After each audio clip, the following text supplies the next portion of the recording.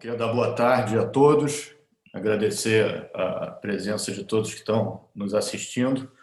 Está aqui para mais uma conversa com o nosso economista, Zé Márcio Camargo, para a gente se atualizar um pouco, entender como é que está a visão dele da situação. E Zé, vamos... E, como sempre, enfim, eu vou fazer algumas perguntas aqui iniciais para a gente começar, enfim, essa conversa e, em seguida, a gente abre para perguntas. Então, todo mundo fica à vontade aí para fazer a pergunta que quiser. Só vou aqui introduzir aqui com alguns tópicos que eu acho que são relevantes nesse momento. Zé, bom, a gente está falando agora, enfim, da situação aí da pandemia, né? A gente está vendo as principais economias ao redor do mundo, como Europa, Estados Unidos, começando a abrir e a retomar suas economias, né? E a gente está vendo, de outro lado, no Brasil, uma diferença grande entre os estados, né? Tem alguns lugares que têm melhorado muito, Rio de Janeiro acho que é um exemplo disso, tem outros lugares, como São Paulo, em que a curva de contaminação parece não arrefecer, continua tendo um número assim elevado de casos. Como é que está? Eu sei que você está acompanhando bastante, você, Thiago, sua equipe, essa situação. Como é que está essa situação na sua forma de ver e as perspectivas para a retomada da economia? Bom, boa tarde para todo mundo. Prazer enorme estar aqui mais uma vez. Quer dizer, vamos fazer uma conversa informal. Acho que a forma mais efetiva de ganhar informação é conversando.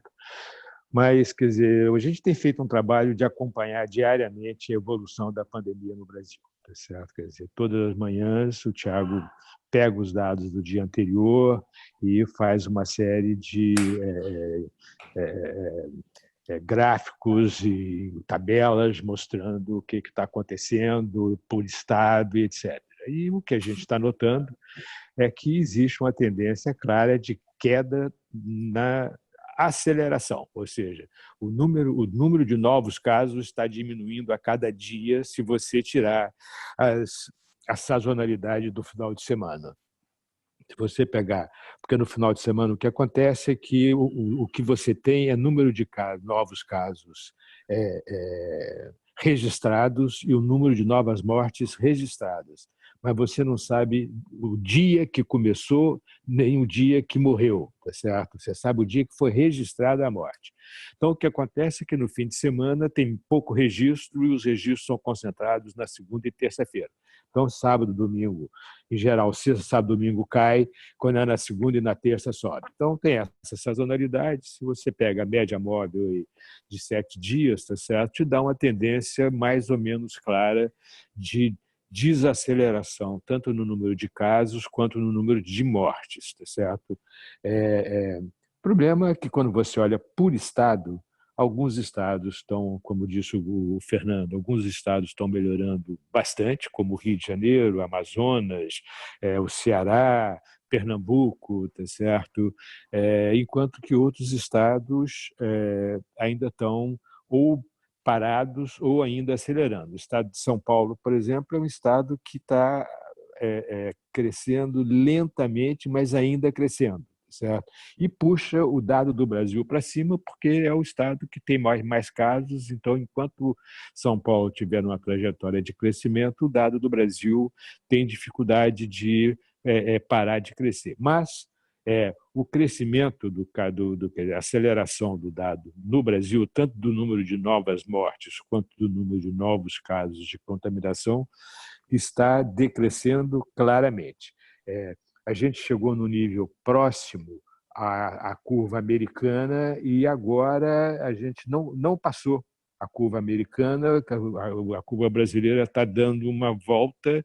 Vamos ver se persiste nessa trajetória, mas os sintomas, pelo menos por enquanto, são de que a gente está começando a ficar no platô superior e, em algum momento, deve começar a cair, como aconteceu nos outros países. Tá certo? Tem uma questão aí que eu acho interessante, mas que a gente só vai saber a posteriori, porque tem teorias de um lado e teorias de outro, né? Quer dizer, que é o seguinte: como o Brasil como a queda do número de casos e do número de mortes no Brasil está sendo muito lenta, quer dizer, você está tendo uma redução nas novas mortes e numa redução na taxa de variação das mortes e na taxa de variação dos novos casos, está uma redução nessa taxa de variação, mas essa redução é muito lenta.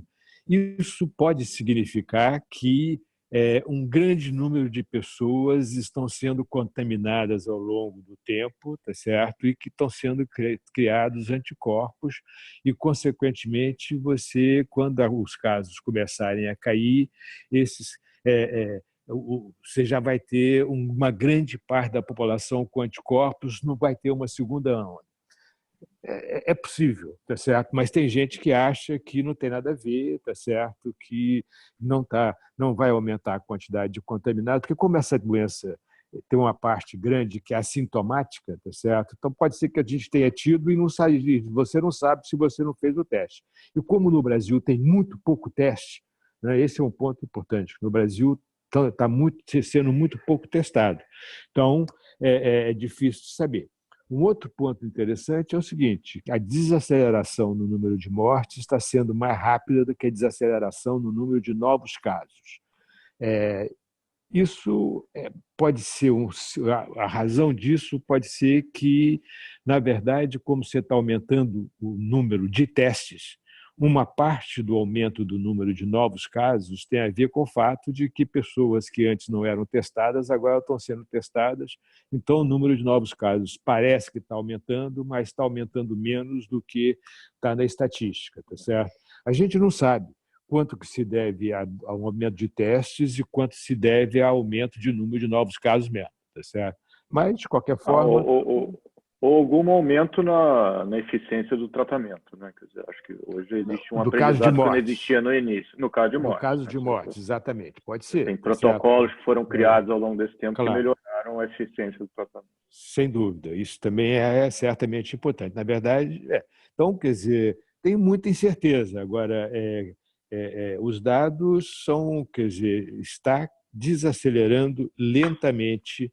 A gente, quer dizer, continuar nessa trajetória e mais, eu diria, uma semana, a gente vai começar a ver o número de novos, quer dizer, a taxa de variação de novos casos se estabilizando e a tendência é de queda a partir daí. Mas essa pandemia é muito pouco conhecida, a gente não conhece nada da evolução da doença, é uma coisa muito nova. Então, qualquer tentativa de prever corre o risco de errar. Então, eu estou chamando a atenção para isso porque eu acho que é importante. Mas o dado em si está mostrando isso nesse momento. Tá ótimo, obrigado. Falando de crise política agora, quer dizer, a gente viu aí ao longo das últimas semanas uma melhora na relação do executivo com o legislativo e uma piora na relação do executivo com o judiciário. E a cada dia parece que, enfim, tem um fato novo, hoje foi a prisão do Queiroz.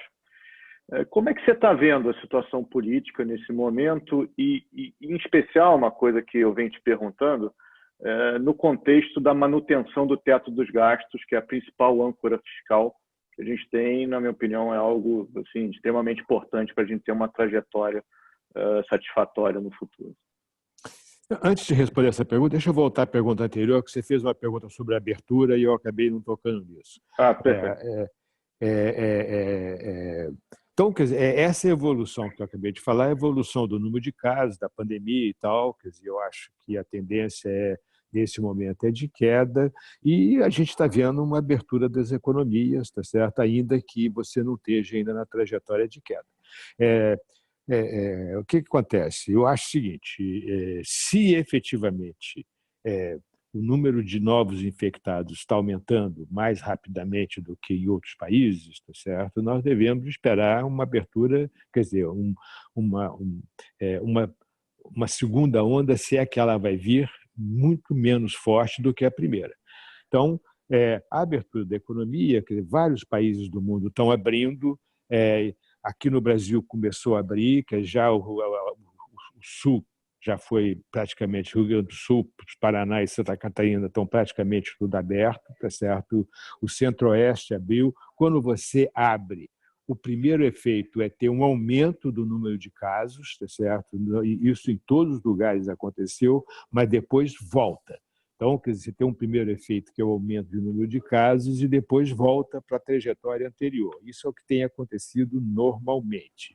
Em muitos dos lugares, esse aumento de número de casos não tem sido, a reação não tem sido voltar a fechar. A reação tem sido tentar manter a abertura, tá certo?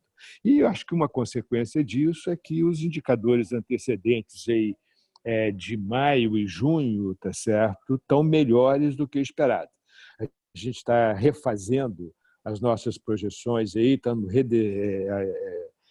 recalculando para ver exatamente qual o efeito dessa abertura. Quer dizer, a gente tinha uma hipótese de isolamento social de 70 dias, vai ficar um pouco mais. Em compensação, tá certo? Parece que as nossas hipóteses sobre o efeito da abertura sobre a demanda estavam mais pessimistas do que está acontecendo, pelos indicadores antecedentes que já saíram. Tá certo? Parece que realmente o fundo do poço foi abril. Maio deve ser melhor do que abril, pelo menos os primeiros dados, os dados de alta frequência têm mostrado isso, que são expectativa das empresas, expectativa dos consumidores, os dados diários de vendas, tá certo? Da Cielo. Então, tem uma série de dados que são dados de muito alta frequência, que você tem no dia a dia, tá certo? Que a gente está acompanhando, que estão mostrando uma retomada um pouco mais forte do que a gente estava esperando no começo da retomada. Então, quer dizer, acabando de responder a primeira pergunta, quer dizer, eu acho que a tendência é de flexibilizar o isolamento social. Essa flexibilização está acontecendo e o resultado está sendo um pouco melhor do que a gente estava esperando, e por isso exatamente que a gente está, nesse fim de semana, o Tiago e eu vamos refazer os cálculos todos novamente. Eu acho que tem muita mudança, como eu já disse, essa pandemia é muito desconhecida, as coisas mudam de direção de uma hora para outra, então a gente está se disciplinando a fazer cenários todos os meses, tá certo? O último foi no final do mês de abril, início de maio, agora a gente está refazendo para tentar acompanhar e ver o que está acontecendo, tá certo? Agora, a outra pergunta, a outra coisa, então, quer dizer, essa coisa das crises, né? Quer dizer, a gente teve uma crise política grave, eu achei que, na verdade, eu tive uma preocupação grande na época, achei que a gente poderia partir para um processo de impeachment do presidente via Congresso, tá certo? Que seria extremamente danoso para a economia naquele momento, tá certo? Mas o presidente, o auge desse processo foi com a demissão do ministro Sérgio Moro e com aquela aprovação na Câmara do projeto de ajuda aos estados, que era um projeto que a equipe econômica era totalmente contra, e que o Bolsonaro deu uma entrevista para a CNN dizendo que o presidente da Câmara estava querendo derrubá-lo, tá certo? Então, a crise adquiriu contornos bastante graves naquele momento, mas o presidente Bolsonaro decidiu aí fazer um acordo com os partidos do centro, né, o chamado Centrão, e esse acordo parece que está caminhando de vento em popa. Todos os sintomas vão nessa direção. Quer dizer, o governo está conseguindo aprovar as medidas provisórias sem quase nenhuma mudança na Câmara, onde está concentrado o Centrão, mas também no Senado, tá certo? Porque o presidente do Senado é meio parte desse conjunto, o DEM, né? Quer dizer, meio tem um pé no Centrão, um pé fora do Centrão. Então, quer dizer, eu acho que tem uma negociação aí. Então, o governo está conseguindo aprovar essas medidas provisórias. Ontem aprovou a 927, anteontem aprovou a 936, tá certo? Que essas medidas que permitem dar férias coletivas, suspender contrato de trabalho, diminuir jornada, diminuir salário, tá certo? Fazer acordos individuais sem precisar da participação de sindicatos. Tudo isso foi aprovado, tá certo, na Câmara, e algumas já foram aprovadas no Senado, o que é um sinal de que a situação no Congresso está muito mais calma do que antes desse acordo com o Centrão. Então, isso, na minha avaliação, favorece a aprovação de reformas e, consequentemente, favorece o cumprimento do teto do gasto em 2021. Por quê? Porque, para cumprir o teto do gasto em 2021, você precisa de 4 coisas, tá certo? Você precisa, a primeira coisa importante, que eu acho que é a mais difícil, é reduzir os gastos com a pandemia já a partir do segundo semestre desse ano, de tal forma que você chega no final do ano com esses gastos praticamente descontinuados, de tal forma que você entra em 2021 somente com os gastos normais do orçamento normal, do orçamento tradicional, porque esse ano a gente tem 2 orçamentos. A gente tem um orçamento que é o orçamento tradicional, que foi aprovado ano passado, e tem um orçamento que é o chamado orçamento de guerra, que é um orçamento só para gastos com a pandemia, tá certo? Esse orçamento de guerra, que é uma emenda constitucional, não entra no teto do gasto. Então, esse ano, o total de gastos públicos, se você incluir o orçamento normal e o orçamento chamado de guerra, o orçamento da pandemia, vai dar muito mais do que os gastos que estão no teto, vai suplantar o teto.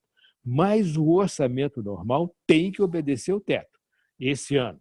Então, qual é o ponto? O ponto é que você tem que diminuir esses gastos com orçamento de guerra, tá certo, ao longo do segundo semestre desse ano, de tal forma que no ano que vem, no final desse ano, você já tenha condições de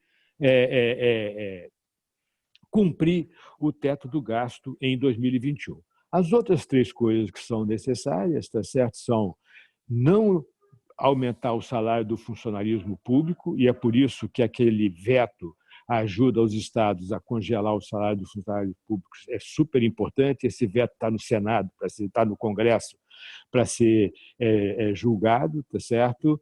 Provavelmente vai ser mantido, porque houve um acordo com os governadores de manter o veto, tá certo?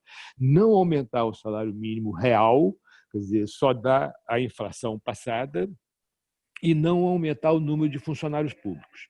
Essas 3 coisas parece que são mais fáceis de conseguir do que reduzir os gastos com a pandemia, porque existe uma enorme pressão no Congresso, em alguns grupos, para manter certos programas que foram introduzidos com a pandemia,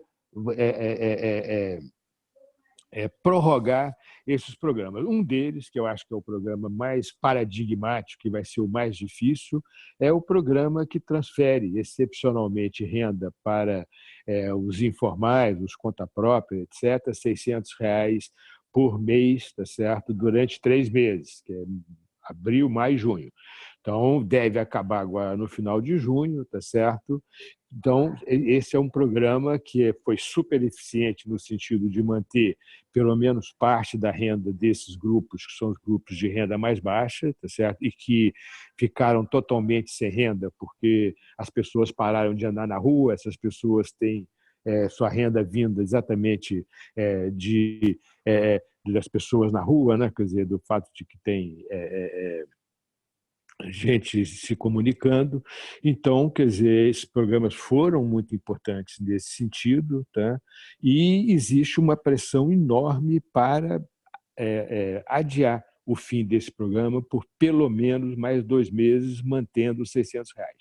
Acontece que esse programa custa muito caro. Esse programa custa 52 bilhões de reais por mês. Só a título de comparação, o Bolsa Família, que atende a quase 15 milhões de famílias, gasta 30 bilhões de reais por ano, tá certo? Então, você adiar por mais 2 meses o programa emergencial com R$ 600 vai ser um custo difícil para caramba de compensar lá no final do ano, quando você quer chegar num limite para cumprir o teto do gasto de 2021.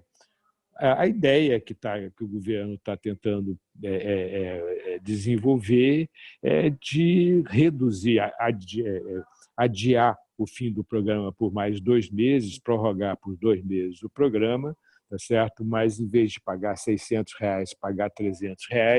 A ideia é que a economia está abrindo, as pessoas estão começando a sair na rua, as pessoas estão começando a caminhar, a se movimentar, ou seja, esses conta própria, esses trabalhadores, quer dizer, o pipoqueiro da esquina vai poder voltar a vender pipoca, tá certo? Esse é o tipo de gente que a gente está falando. Então, o camelô é a mesma coisa. Então, quer dizer, uma parte da renda dessas pessoas vai começar a voltar agora, consequentemente, faz sentido você diminuir o programa, a transferência extraordinária, tá certo, por mais 2 meses, até a economia retomar de verdade, e aí você descontinua o programa lá na frente.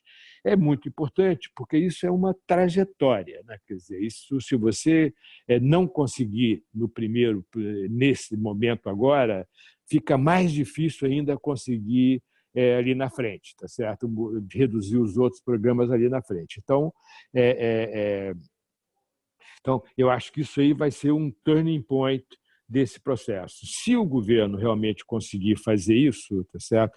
E existe uma ideia de, concomitantemente, ao longo desses 2 meses que for prorrogado o programa, desenvolver um programa de transferência de renda, um programa único de transferência de renda que abarque todos os outros programas de transferência de renda que tem no país. Você acaba com o Bolsa Família, o BPC, o abono salarial, tá certo? Você acaba com todos esses programas e monta um programa único, tá certo, de transferência de renda que cubra uma grande quantidade de pessoas, tá certo, e que seja fiscalmente sustentável.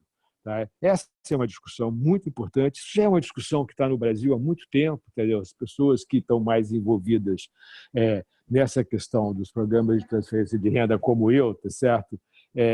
Já desde a década de 90 que eu discuto isso, a gente está discutindo isso já há algum tempo, como juntar esses programas, e é possível que, nesse momento, tá certo, seja politicamente factível fazer essa junção.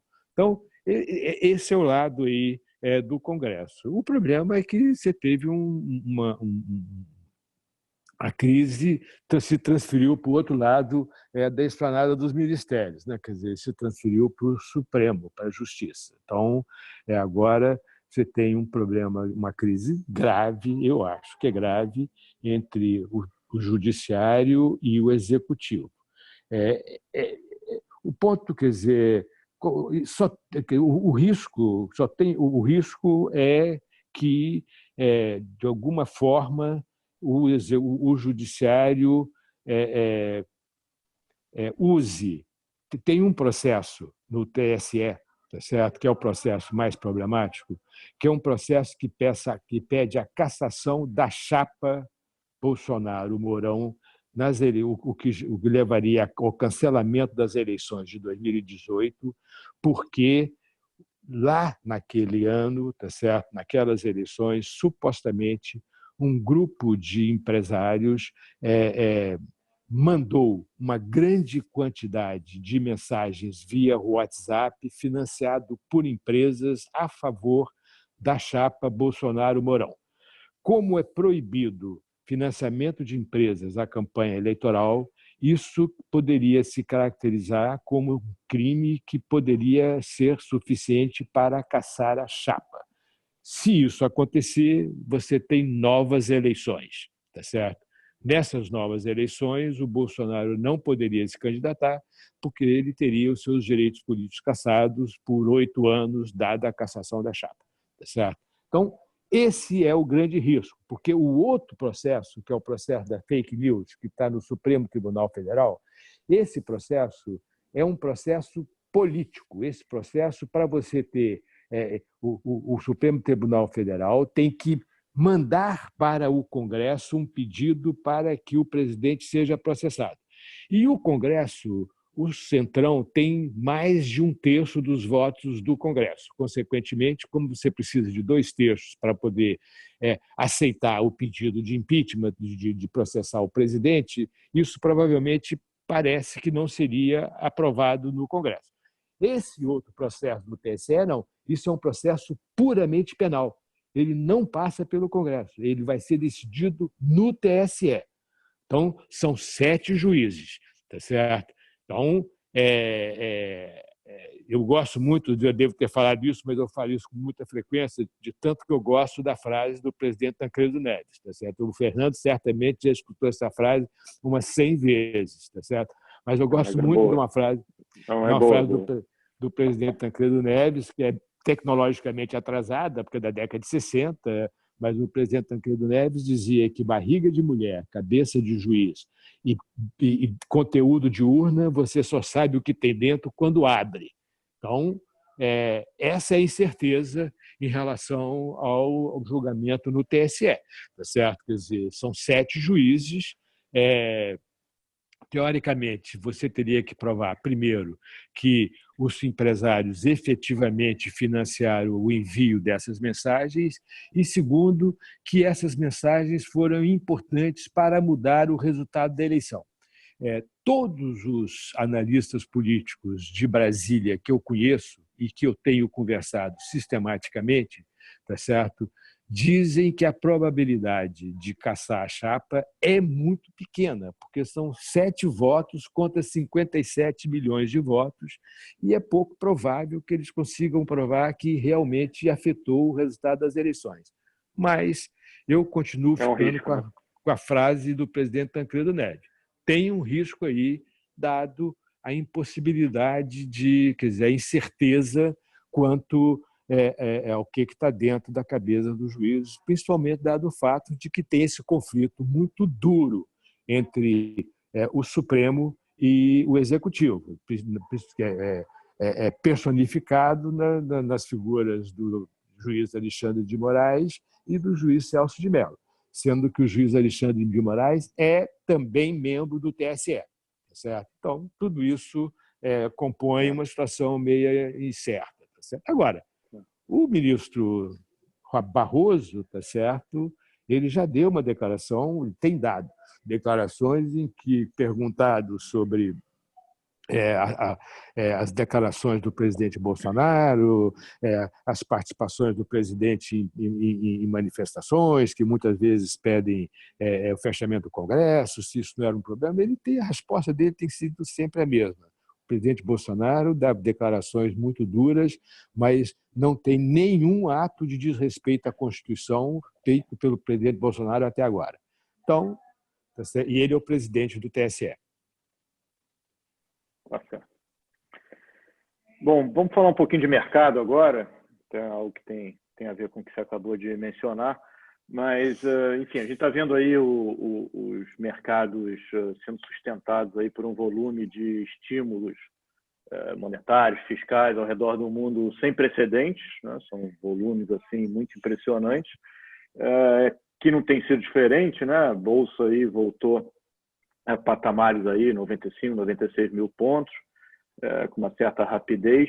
Agora, se tem um mercado que não está dando sossego, é o câmbio, né? Quer dizer, o dólar continua aí, tinha vindo aí do nível de 5,80 e poucos para 4,90 e talvez um pouco menos, e agora já está 5,30 e poucos, 5,40 de novo.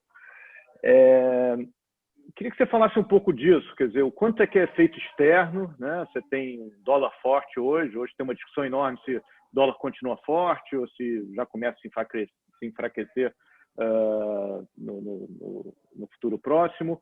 Aqui dentro, enfim, acho que tem a crise política aí, com o judiciário que se mantém bem forte. Tem uma taxa de juros também de um nível que a gente nunca viu. Então, o que está influenciando esse câmbio e o que você está vendo aí para frente? Bom, eu acho que a gente tem dois momentos diferentes na questão, na trajetória da taxa de câmbio. A taxa de câmbio, quer dizer, o real começou a desvalorizar lá no começo do ano passado, no final do primeiro semestre do ano passado, o real começou a desvalorizar, era uma desvalorização sistemática, mas lenta. Né? Quer dizer, você saiu de níveis próximos a 3, não me lembro mais, 3,20, passou para 4,20, tá certo? Num espaço aí de 8 meses, 9 meses, tá certo? Então, existia uma desvalorização, que era uma desvalorização sistemática, mas que era uma tendência muito clara, tá certo? E, ao mesmo tempo, tá certo? Nesse mesmo período, o prêmio de risco do Brasil caiu sistematicamente. Ou seja, se teve o prêmio de risco e a taxa de câmbio descolaram, coisa que raramente acontecia na história da economia, na história brasileira no passado recente, tá certo? Sempre prêmio de risco e taxa de câmbio estava sempre muito colado, as duas trajetórias muito coladas. Ou seja, isso na minha cabeça dizia o seguinte: a desvalorização cambial não tem nada a ver com risco. Por quê? Porque o risco está melhorando, a gente chegou a bater com prêmio de risco similar ao período em que a gente tinha investment grade, tá certo, abaixo de 100, né? Então, e ao mesmo tempo o câmbio tá desvalorizando. Acho que isso deve ter a ver com outros fatores. Que fatores são esses? Primeiro, você tem o fato de que o dólar tem dólar forte já há algum tempo. Então, isso, dólar forte, significa que também o real vai desvalorizar em relação ao dólar. Segundo ponto importante é que você tinha uma tendência à queda nos preços de commodities, e essa tendência de que, como o Brasil é um grande exportador de commodities, tá certo? Você tinha uma tendência de antecipar a desvalorização do real no mercado. Então, quer dizer, uma parte dessa desvalorização tinha a ver com a expectativa de que os preços das commodities iam continuar em queda por causa da desaceleração da economia chinesa, da desaceleração da economia mundial de modo geral. Então, isso também estava gerando uma pressão de desvalorização do real. A terceira coisa importante é que o Brasil sempre teve um diferencial de juros muito grande em relação aos países emergentes. Tá certo? Os juros brasileiros sempre foi maior do que os juros da média dos países emergentes. Como a gente compete com os emergentes por recursos, tá certo? O Brasil ficava sempre muito mais atraente do que os outros emergentes na atração de recursos de dinheiro de portfólio. Então, quer dizer, na hora que a taxa de juros começou a cair, tá certo? Esse diferencial de juros começou a diminuir e já no final do ano passado esse diferencial de juros tinha tendido a zero. Então, basicamente, quer dizer, ao longo desse período, um diferencial de juros substancial se reduziu a zero, tá certo? Agora a gente tem nenhum diferencial de juros em relação aos outros emergentes, mantém algum diferencial em relação aos juros dos países desenvolvidos, mas muito menor do que antes. Isso significa que saiu capital do Brasil, tá certo? Porque aquele investidor que estava tentando se aproveitar do diferencial preferiu ir para outros lugares mais seguros, tá certo? E etc. Então, teve um outro fenômeno importante, que foi o fato de que, como os juros estavam muito baixos no Brasil, comparado com o que as empresas brasileiras conseguiam no exterior, porque por causa do prêmio de risco. Então, várias empresas, inclusive a Petrobras é um caso típico, várias empresas trocaram dívida em dólar por dívida em real. Ou seja, compraram dólar aqui, enviaram para o exterior, pagaram suas dívidas, quer dizer, se endividaram em real, compraram dólar, enviaram para o exterior, pagaram suas dívidas lá. Isso também gerava essa tendência de desvalorização. Então, eu acho que até março desse ano, esse era o comportamento. Em março, com o agravamento da pandemia, eu acho que o cenário mudou, tá certo? O cenário mudou porque, com o agravamento da pandemia, você gerou dois problemas importantes, agora três. Primeiro, você começou a gerar uma crise política grave, que começou com os governadores, tá certo? E depois foi para a demissão do ministro Sérgio Moro, demissão do ministro Mandetta, tá certo? A relação com o Congresso era muito ruim, isso fez com que o prêmio de risco subisse substancialmente. A gente veio de prêmio de risco 92, 93, o CDS estava em alguma coisa em torno de 92, 93, o CDS bateu lá na casa dos 300, 350. 340, 330. Pois é, em algum momento aí. Então, esse é um primeiro ponto importante. Quer dizer, eu acho que tem a ver com essa crise aí política e depois a crise do judiciário, tá certo? Essa transferência de crise para o judiciário. Isso também torna a situação mais complexa, tá certo? A incerteza aumenta, o risco aumenta, os investidores ficam mais comedidos, tá certo? E isso faz com que o real desvalorize. A segunda coisa importante foi o aumento do gasto para enfrentar o coronavírus. Todos os países fizeram a mesma coisa, é verdade, todos os países aumentaram o gasto, mas isso aumenta o prêmio de risco. Tá certo? E esse aumento de prêmio de risco, o aumento de gasto em si não é o problema. O problema é o que vai acontecer quando a pandemia acabar. Será que o governo vai conseguir voltar a uma trajetória de ajuste fiscal, de equilíbrio fiscal, de cumprir o teto do gasto a partir de 2021? Esta é a pergunta que está na cabeça dos investidores. Porque se não tiver teto de gasto, os investidores não vão acreditar que o Brasil vai entrar numa trajetória de equilíbrio fiscal e de ajuste fiscal em 2021. Esse é o ponto importante. O teto do gasto é fundamental exatamente por isso, porque se você tem um teto para o crescimento do gasto público, qualquer crescimento do PIB eventualmente gera uma redução na relação dívida-PIB. Isso significa que qualquer crescimento do PIB faz com que a dívida pública seja sustentável. E é isso que o investidor quer para investir na economia brasileira, principalmente agora que a taxa de juros está tão baixa. Tá certo? Então, é fundamental manter o teto do gasto. Caso contrário, nós vamos ter fuga de capital, vamos ter desvalorização cambial e vamos perder e a taxa de juros vai voltar a crescer. A minha avaliação é que, se a gente mantiver o teto do gasto, nós vamos ter taxas de juros baixas até o final de 2021. Tá certo? Meu número de taxa de juros até o final de 2021 é em torno de 2, se o teto do gasto continuar existindo. Se não tiver teto do gasto, a gente pode ter taxas de juros muito maiores. A minha última estimativa é algo entre 5% e 6%, mas eu acredito que a gente vai manter sim o teto do gasto, tá certo? Mas pode ser pior. Depende muito da reação dos investidores, tá certo? Se a reação for lenta, é uma coisa. Se ela for rápida, é outra coisa completamente diferente. Então, é isso. Quer dizer, eu acho que então, dado esse aumento de prêmio de risco, tá certo? Dado esse aumento do risco, a taxa de câmbio deu um spike muito forte aí, ao longo desse período. Com a melhora do cenário político, a taxa de câmbio voltou a valorizar, o real voltou a valorizar. Tá certo? Você vê que todo ruído político gera um efeito sobre a taxa de câmbio.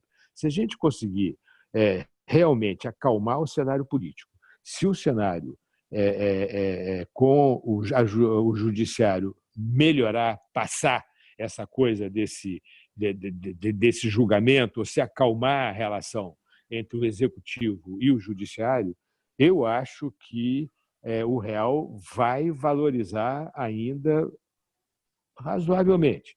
Nosso número para o final do ano, se o governo conseguir reverter a trajetória de aumento de gasto público a partir do segundo semestre, nosso número no final do ano é algo em torno de 4, entre 4 e 4,5, tá certo? Se não conseguir, a taxa de câmbio vai estar mais próxima de 6 do que de 4,5. Certo? Esses são os números. Então, depende aí desse cenário, que ainda está muito incerto. Eu acho que, espero que a questão com o judiciário se resolva aí de uma forma mais ou menos tranquila, tá certo? Apesar da incerteza, realmente é difícil acreditar que o TSE vai caçar a chapa do presidente Bolsonaro, tá certo? Tem uma pequena incerteza, é importante contar com ela, mas tem muito ruído, né? Na verdade, o executivo e o judiciário parecem dois adolescentes, né? Briga de adolescente é assim, né? Todo mundo que foi adolescente um dia se lembra disso, né? Quer dizer, ninguém quer levar para casa o último xingamento.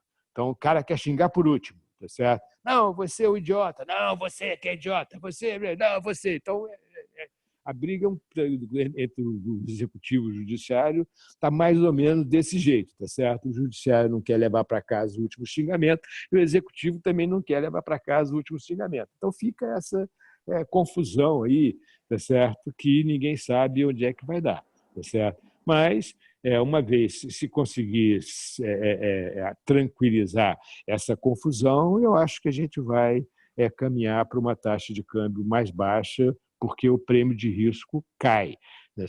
Já ele bateu 340, hoje estava em 265, não sei como que fechou. Estava 255 a última vez que eu vi.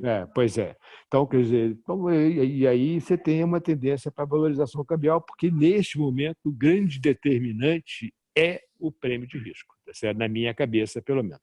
Mas só vai normalizar mesmo lá na frente, quando ficar claro que o governo realmente vai conseguir voltar para a trajetória de ajuste fiscal.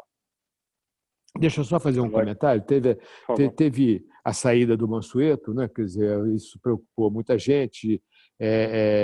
Realmente, o Mansueto é uma figura espetacular, excelente profissional, excelente pessoa, além de ser um excelente profissional, excelente pessoa, muita experiência, tem uma relação muito boa com os parlamentares no Congresso, tá certo? Ajudava muito na negociação.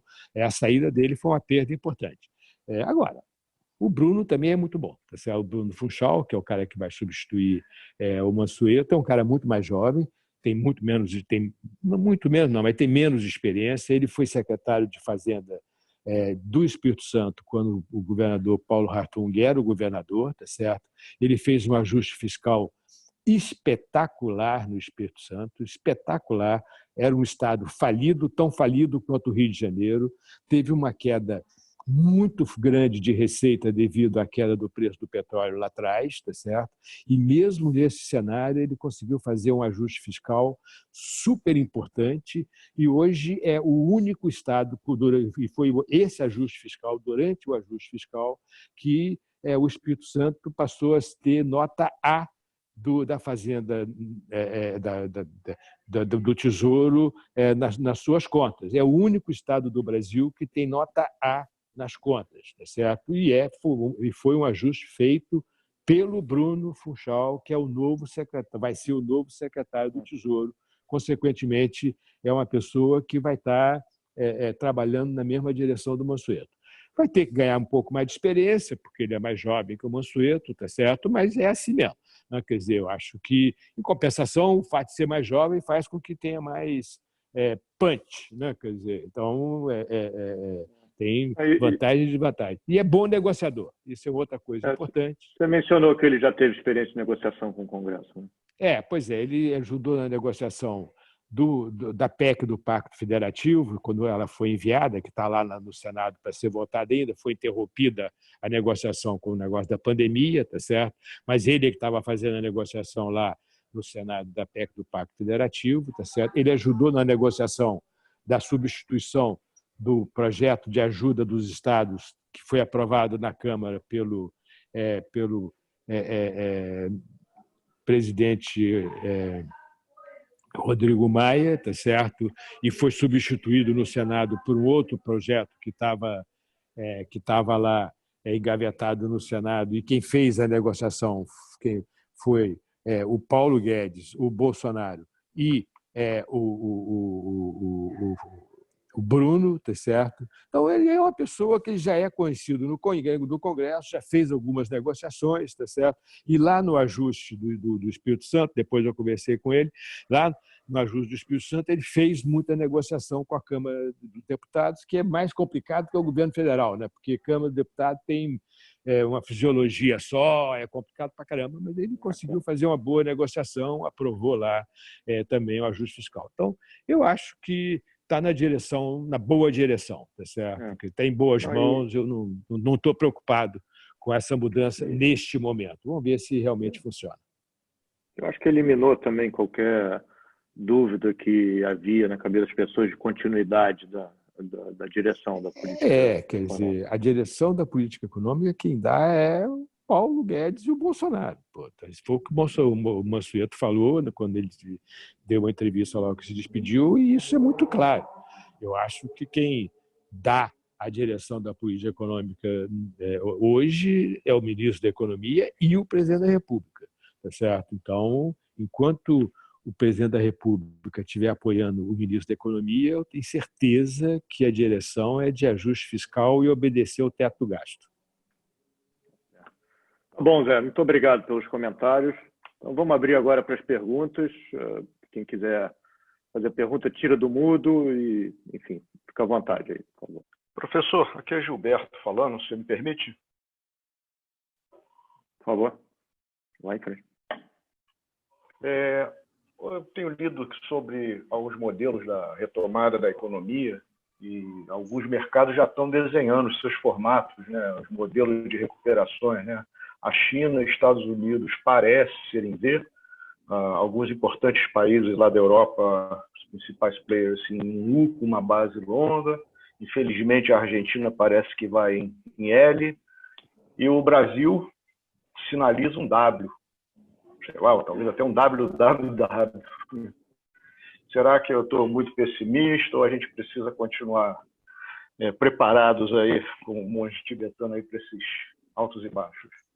Não, quer dizer, tudo que eu falar agora sobre isso é intuição, tá? Essa é uma situação super nova, ninguém sabe exatamente como é que vai voltar, tá certo? Então, tudo que eu tenho na cabeça sobre isso tem um pouco de a ver com os dados que estão aparecendo aí em maio e junho, como eu já falei, que é os dados de alta frequência que estão começando a aparecer já em maio e junho, tá certo? Mas o resto é pura leitura minha e intuição, tá certo? Então, dado isso, deixando isso claro, tá certo? Significa que a probabilidade de errar é grande, mas a probabilidade de acertar também é grande, tá certo? Então, é uma questão de cada um pensar, colocar a cabeça no travesseiro e pensar o que significa isso, tá certo? Então é o seguinte, os dados, em geral, têm mostrado, no Brasil, têm mostrado uma volta melhor do que a esperada. Tá certo? Se você pega vendas, a volta que aconteceu depois da queda abrupta em abril, tá certo? As vendas começaram a voltar um pouco mais rápido do que esperado, tá certo? A destruição de empregos está sendo menor do que esperado, tá certo? O aumento da taxa de desemprego, tem uma pesquisa nova do IBGE, que é uma pesquisa que eles chamam PNAD-Covid, que é uma pesquisa que eles fazem estão fazendo 2 vezes por mês, fizeram na primeira semana de maio, depois na segunda semana de maio, tá certo?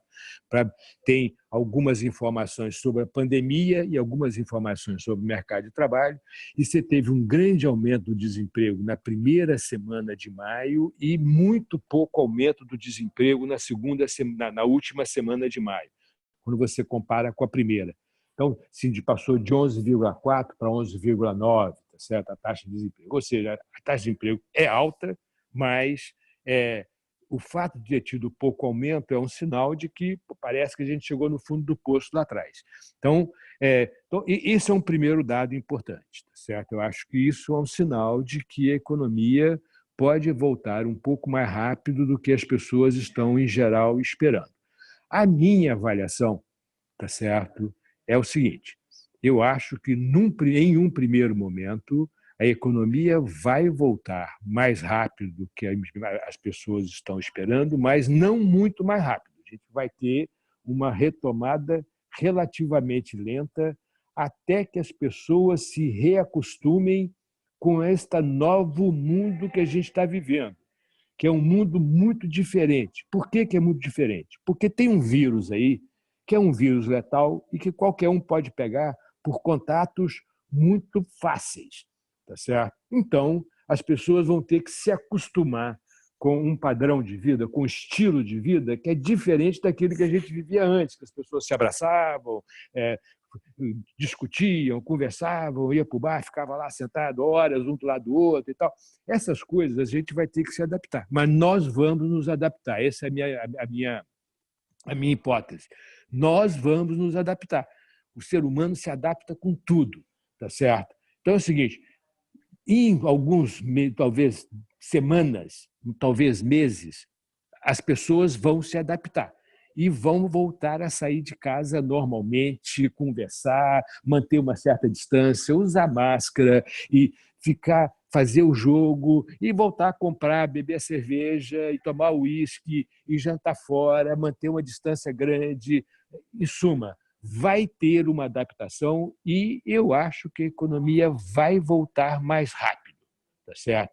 E aí eu já devo ter falado isso aqui, mas vou repetir, já que está falando, tá certo? Eu tenho lido muito sobre a gripe espanhola, tá certo? A gripe espanhola matou quase 4% da população mundial lá em 1918, tá certo? Isso, na época, quer dizer, isso significou alguma coisa em torno de 60 milhões de pessoas. Se matar 4% da população mundial hoje, isso significa 300 milhões de pessoas. Seria um desastre assim, monumental. Então, você vê o tamanho do desastre que foi a gripe espanhola, da dramaticidade que foi a gripe espanhola. E veio depois a Primeira Guerra Mundial, que matou 1 milhão de pessoas. Então, são dois dramas, um atrás do outro. Tá certo? Normalmente, naturalmente, a teoria me diz que as pessoas deviam sair da gripe espanhola com muita cautela, poupando muito, não sair, sendo que na gripe espanhola não teve vacina, tá certo? Ela começou no início de 1918, tá certo? Atingiu o pico em agosto, setembro, quando foi em novembro tinha desaparecido aqui no Brasil.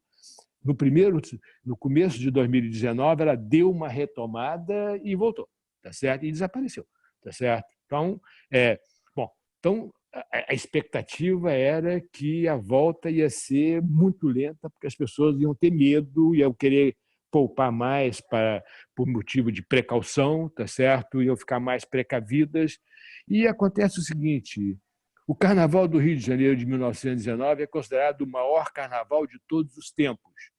A década de 20 do século passado é considerada a década mais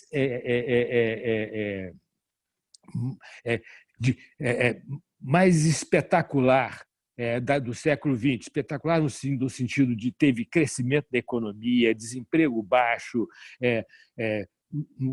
teatro, cinema, eventos ao ar livre, as pessoas queriam sair de casa, as pessoas queriam se divertir, tá certo?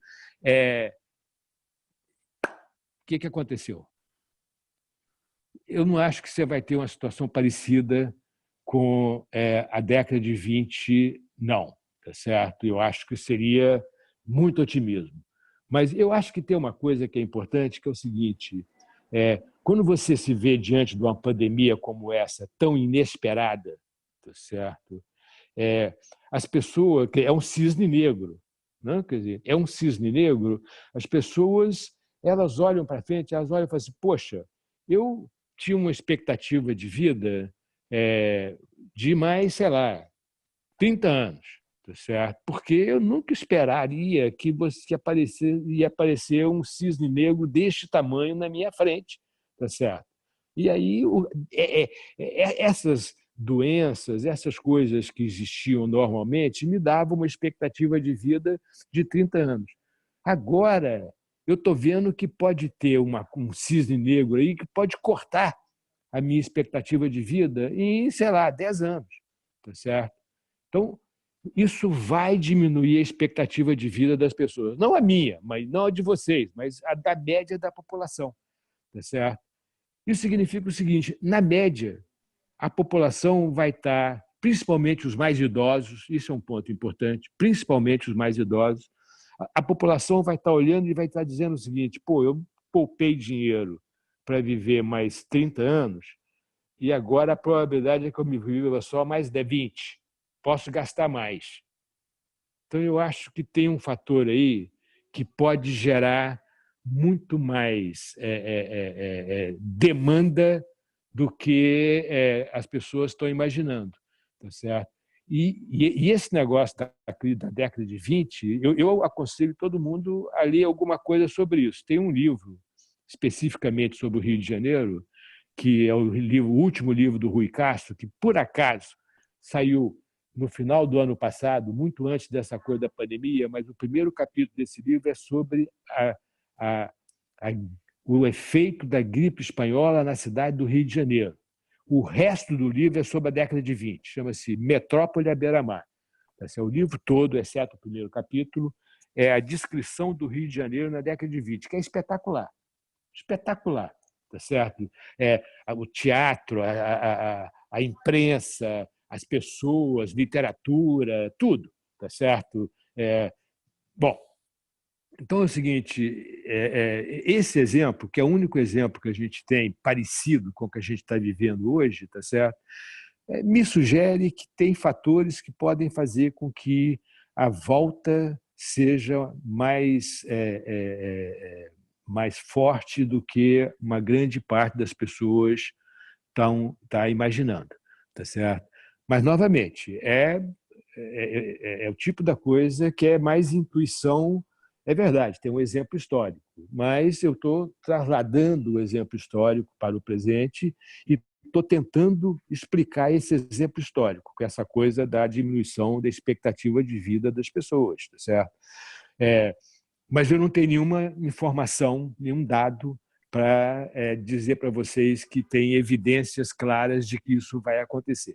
Tem um ponto importante, que uma das grandes diferenças que favorece o argumento da volta mais rápido, que é o seguinte: uma das grandes diferenças entre a gripe espanhola e a Covid-19 é que a gripe espanhola atingiu muito mais os jovens do que os idosos, enquanto que a Covid-19 está atingindo muito mais os idosos do que os jovens. Esse efeito vai ser muito mais forte no caso da gripe,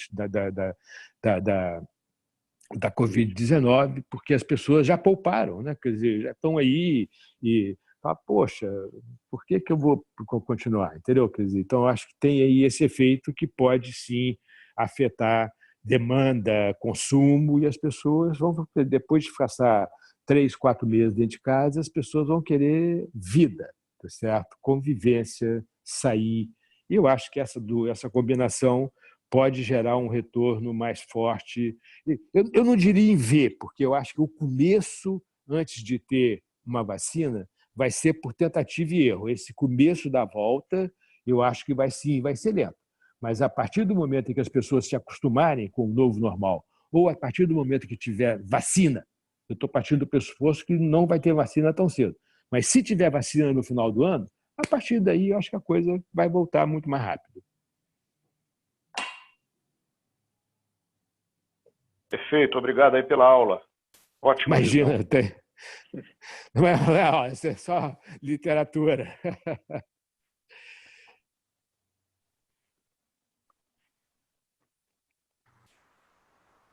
Tá aberto? Tá aberto. Oi, Alberto, tudo bom? Fernando, Zé Márcio, boa tarde, tudo bem? Boa tarde. Tudo bem.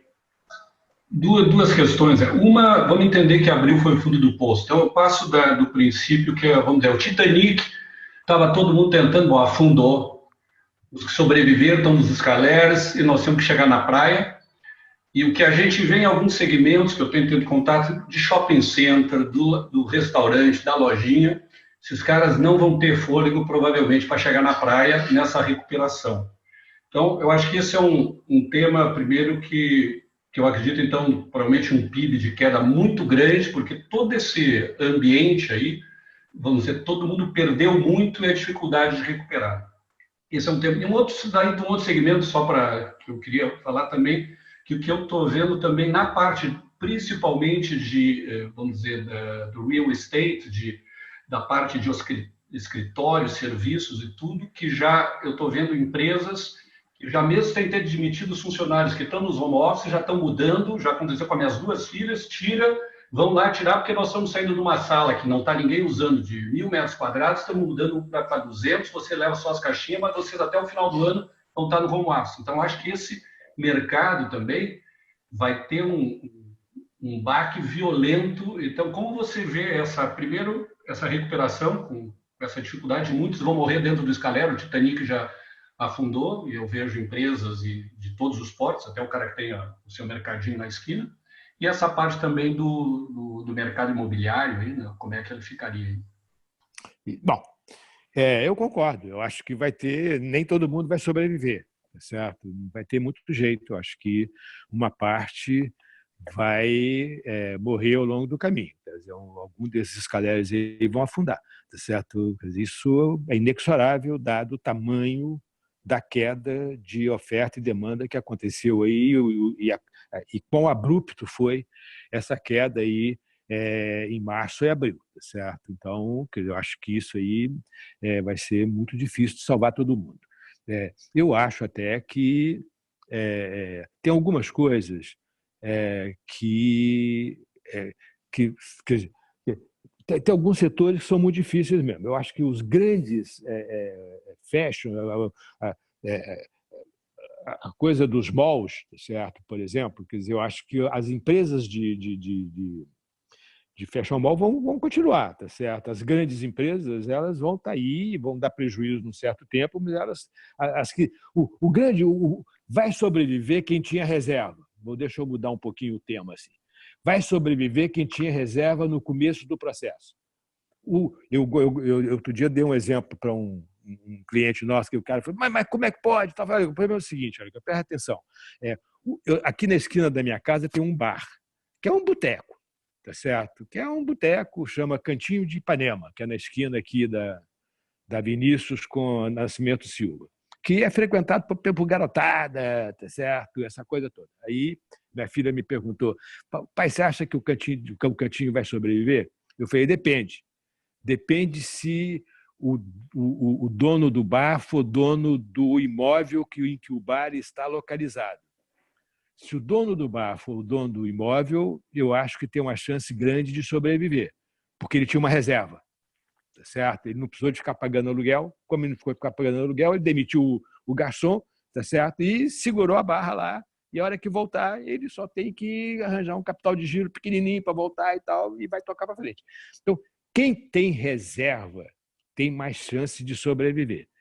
Quem não tem reserva ou estava endividado vai ser muito mais complicado, tá certo?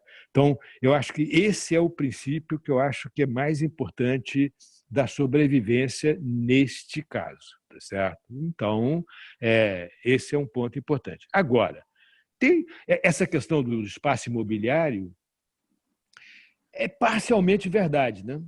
Parcialmente verdade. É verdade que uma parte das empresas vai fazer home office, outra parte não vai. Tá certo? Algumas empresas vão começar fazendo home office achando que vai ser super produtivo e no meio do caminho vão voltar, porque vão sentir que faz falta ter o escritório. Tá certo? Mas isso a gente não sabe. Agora, em compensação, tá certo? Os espaços vão ter que ser menos cheios, né? Você vai ter que ter mais espaço entre as mesas. Antes, as mesas eram todas uma do lado da outra. Agora, tá certo? Com esse negócio aí da pandemia, como você tem que manter uma distância regulamentar muito maior entre uma pessoa e outra, salas que cabiam 10 mesas agora vão caber 5. Isso significa que você vai ter mais demanda por espaço. Tá certo? Então, uma coisa vai compensar a outra. O que vai ser definitivo? Não sei. Tá certo? A gente só vai saber isso ao longo do tempo. Tá? Então, vai depender muito da evolução aí da pandemia, como que isso vai fazer. A gente, na minha avaliação, não é nada claro, tá certo, que vai sobrar espaço de escritório, etc., tá certo, depois que esse negócio passar. Na hora que vai voltando, você vai tendo que aumentar os espaços, tá certo? Lá na Genial, por exemplo, eu acho que vai ter que aumentar o espaço, não vai ter que diminuir, não. Porque a gente vai. Eu acho que é importante, por exemplo, eu estar com o meu grupo, tá certo? Eu já tem 3 meses que eu não encontro com ele, faço só via Zoom. né? É a mesma coisa? Não é. Por que não é a mesma coisa? Porque quando eu estou lá no escritório, junto com com os garotos lá, tá certo? Tudo garoto, né? Tudo, o mais velho tem 30 e poucos anos, tá certo? Então, quando eu estou lá com eles, eu converso. Né? Eu estou aqui trabalhando, de repente eu falo, não, Tiago, isso assim, o que você acha? Aí o Tiago fala alguma coisa, e dali sai uma conversa, e dessa conversa saem ideias, e dessas ideias saem coisas que a gente vai reforçando ao longo do tempo. Pelo Zoom, tá certo? Você tem uma reunião 2 vezes por semana, a conversa sai, mas é diferente do estar lá no dia a dia fazendo essa conversa. Então, eu tenho certeza do seguinte, eu já pedi para eles voltarem e eu vou voltar, estou pensando em voltar, quando eu sou mais velho, sou do grupo de risco, eu estou ainda me segurando um pouco, mas daqui a, sei lá, algum tempo eu vou voltar. Tá certo? Então, esse é um outro ponto importante. Não é claro para mim que o mercado imobiliário vai ter problemas. Tá certo? Agora, tem umas coisas que são muito positivas. Pô, tá certo? Essa pandemia ela forçou as empresas a chegarem muito mais perto da fronteira tecnológica do que elas estavam antes. Elas estavam se aproximando da fronteira tecnológica devagarzinho. Tá certo? Então, vou pegar esse exemplo aqui do trabalho remoto. Né? As empresas estavam devagarzinho começando a usar esse tipo de instrumento, tá certo? De fazer conference calls, reuniões remotamente. Tá certo? Com a pandemia, nós fomos obrigados a fazer. Isso eu acho que não vai voltar a ser como era antes, porque nós aprendemos que dá para ser muito eficiente fazendo remotamente. É claro que você não vai acabar com as reuniões presenciais, tá certo, que existiam antes, mas você vai poder intercalar reunião presencial com reunião remota, o que vai aumentar muito a produtividade, tá certo, e diminuir custo. Tá certo? Então, você tem aí algumas coisas que estão acontecendo, tá certo? Que estão me dizendo, estão sugerindo também o seguinte: nós vamos sair do outro lado dessa pandemia mais produtivos. E crescimento depende só de produtividade, tá certo? Se realmente a gente sair do outro lado da pandemia mais produtivos, a gente vai sair com maior potencial de crescimento. O crescimento potencial da economia vai crescer, o que vai favorecer um retorno mais rápido, tá certo? Então, tudo divagação, num certo sentido, mas divagação a partir de observações concretas, tá certo? Que a gente está vivendo no dia a dia. A gente está vivendo uma experiência muito diferente de tudo o que a gente viveu no passado, cara. Né? Quer dizer, ninguém nunca passou por nada parecido com isso. Então, esse processo de adaptação é que é importante. Eu acho que isso é que vai gerar os ganhos de produtividade que a gente vai ter ali na frente. E a gente se aproximou muito de certas fronteiras tecnológicas que a gente estava tendo muita resistência a se aproximar. Eu vejo tá certo? Eu sempre tive muita resistência, tá certo? Assim, ter um aplicativo novo. O cara fala, pô, experimenta lá os meus filhos. Né? Jovem barra pesada, né? Eles são rápidos. Né? Eu tenho filho de 22 anos até 40, então tem de tudo. Então, pô, pai, vai lá e tem esse aplicativo. Eu falo, pô, não vou fazer isso, vou gastar meu tempo à toa. Tá certo? Agora acabou isso.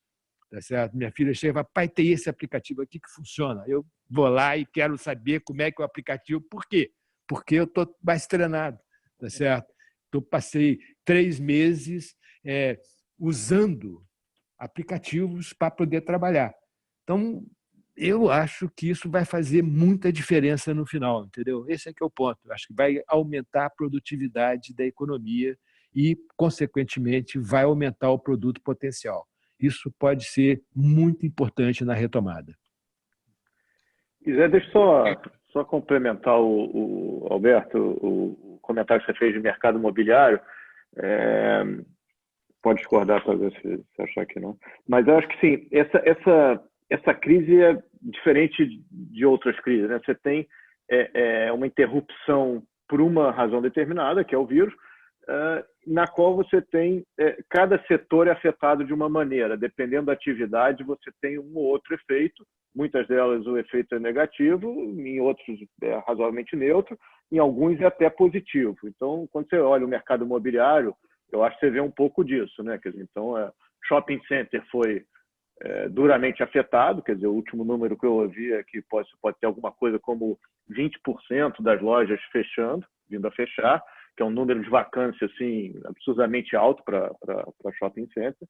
Mas, como o Zé falou, eu concordo, acho que em algum momento esse negócio vai retomar. Acho que shopping também no Brasil tem uma função um pouco diferente, né, de outros países, onde você vai lá por segurança, por lazer, por serviço.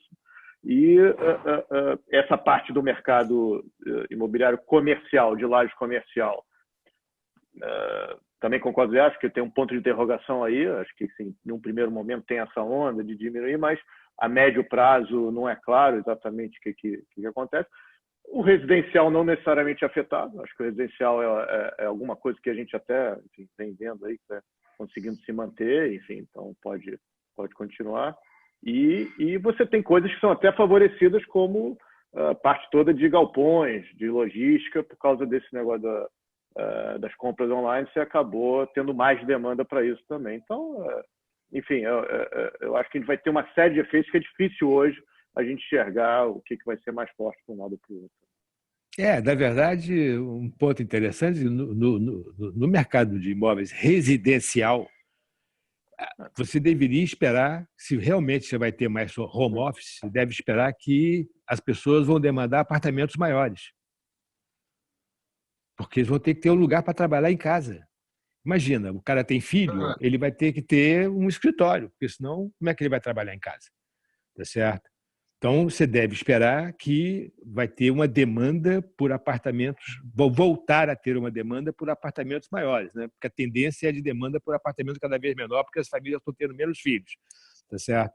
Mas, quer dizer, se realmente você caminhar para ter home office com mais frequência, tá certo? A demanda por apartamentos maiores vai voltar, porque, quer dizer, não dá para você fazer home office, você tem sua mulher e mais 2 filhos, ou mais um filho, num apartamento de 2 quartos. Não vai funcionar, tá certo? Então, você vai ter que ter um apartamento de 3 quartos. Tem que ter um escritório para poder colocar, para poder trabalhar. Tá certo? Então, quer dizer, eu acho que é difícil saber. Quer dizer, nesse caso do mercado imobiliário, eu acho bem difícil de antecipar qual vai ser a evolução futura. Shopping eu acho mais fácil, mas eu acho que vai voltar. Ok, obrigado.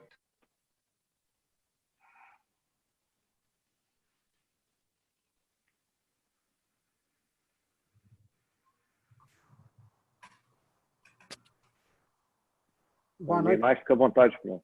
Boa noite, Márcio. Boa noite, Fernando. Tudo bem? Espero que vocês estejam protegidos. Tudo bem. Legal. Eu quero seguir assim, um pouco o que o Zé Márcio falou. Eu também sinto falta do bate-papo de uma opinião contrária. Assim, a gente escuta algumas coisas, forma uma opinião em casa e não tem alguém para colocar dela, que é sempre importante também. Então, eu queria seguir um pouco nessa linha do Alberto, que falou da preocupação com o pequeno. O governo lançou no mês passado, né, o programa do Pronamp, e agora parece que o BNDES vem com um projeto onde os grandes vão poder tomar recurso para pagar quem é pequeno. Esse impacto na economia, ele faz uma aceleração da retomada? Ou o senhor entende que, por exemplo, no Pronamp, aquele que está muito tomado, ele só tira a cabeça fora d'água, ou aquele que não está tão tomado, ele troca a dívida ruim, aquela dívida cara, por uma dívida mais barata? Não, o Pronamp, quer dizer, o Pronamp o Pronamp é o programa que era para pagar folha de pagamento, né? Não, o Pronamp é o que você pode tomar até 30% do teu faturamento anual de 2019 para empresas até 4.800.000. E aí tem uma outra linha do BNDES, que aí são para os grandes, que só pode ser utilizada para pagamento de fornecedor pequeno. Não, eu acho o seguinte, eu acho que essa linha dos grandes é uma linha que vai ser muito boa para empresas grandes que estejam alavancadas, tá certo? Porque essas empresas elas vão ter, por aquilo que eu falei agora mesmo, que tem pouca reserva, elas vão ter problemas, então vai ajudar a passar esse processo aí, pagando os seus fornecedores e mantendo, tá certo, as linhas funcionando. Eu acho que esse é um ponto importante. O Pronamp, tá certo, o maior problema do Pronamp é garantia. Certo? O grande problema que deu no Pronamp é que é difícil para a pequena empresa conseguir dar garantia suficiente para o banco. Tá? E, quer dizer, só tem uma solução para isso. É o Tesouro garantir. Certo? Então, uma parte da garantia, se eu não me engano, é do Pronamp. Tem tantos programas e tantos nomes que eu não sei direito os nomes, mas acho que é no Pronamp, que 85% é garantido pelo Tesouro e 15% pelo banco. É isso. Tá certo? Eu acho essa porcentagem boa.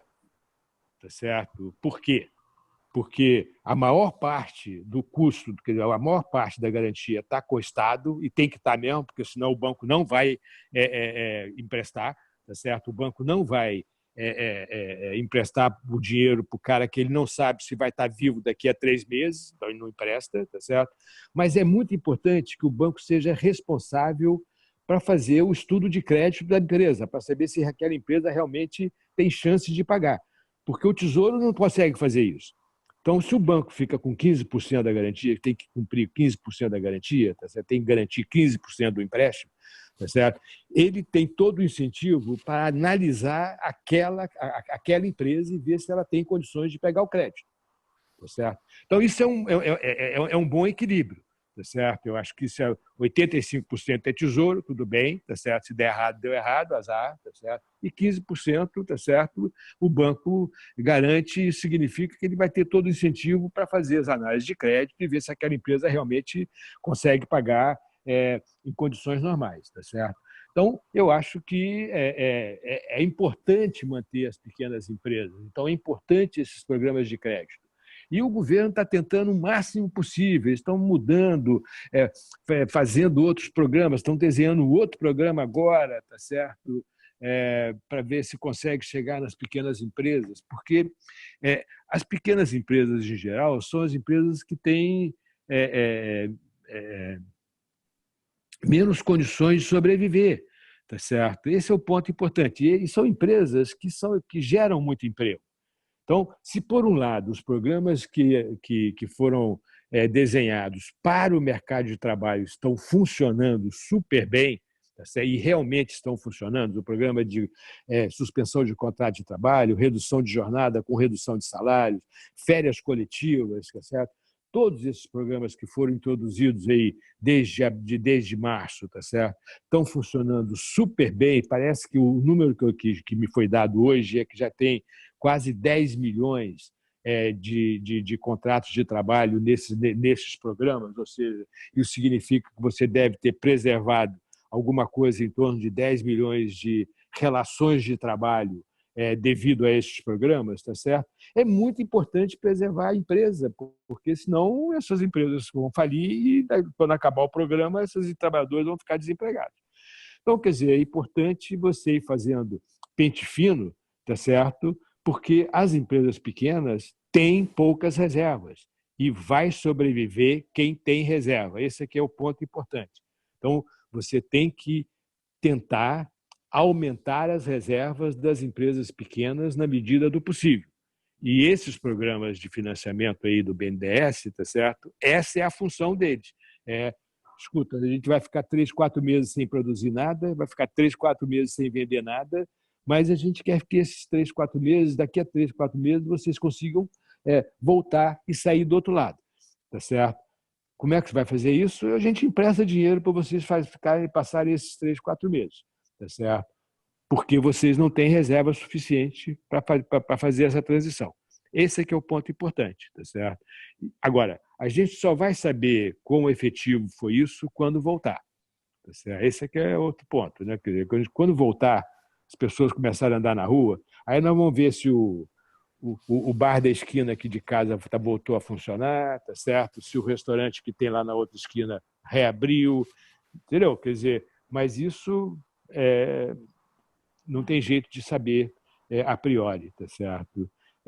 O Brasil tem muito pouco dado sobre esse tipo de negócio, né? Que a gente sabe, ele não sabe quantas falências já teve, quanto que não tem dado para isso, tá certo? Então fica difícil de avaliar quão efetivo está sendo esse programa. Os dados do mercado de trabalho são muito bons, por isso que a gente sabe que foram poupados, sei lá, quase 10 milhões de empregos aí ao longo desse período, tá certo? Mas os dados de falência são muito ruins, tá certo? Entendi. Obrigado, viu, Zé? Nada. Bom, a gente já está se aproximando aqui de 7 horas. Alguém mais quer fazer uma última pergunta? Bom, senão a gente vai encerrar aqui. Vou agradecer mais uma vez a todo mundo que esteve com a gente aí ao longo dessa conversa. Agradecer especialmente ao Zé Márcio, mais uma vez, pelos comentários, pela opinião dele. Acho que foi bem enriquecedor e, bom, a gente segue aí ao longo do tempo. Vamos marcar outras conversas dessas para ir atualizando todo mundo. Obrigado, Zé. Obrigado a todos. Muito obrigado a vocês. É sempre bom conversar, como acabamos de falar aqui, quer dizer, uma coisa é você conversar aqui em casa, mas tem que ter gente de fora, o contraditório, o cara falando, não é isso e tal. Então, essas conversas são muito importantes, tá certo? Muito obrigado para todo mundo. Obrigado a todos. Boa tarde. Boa noite.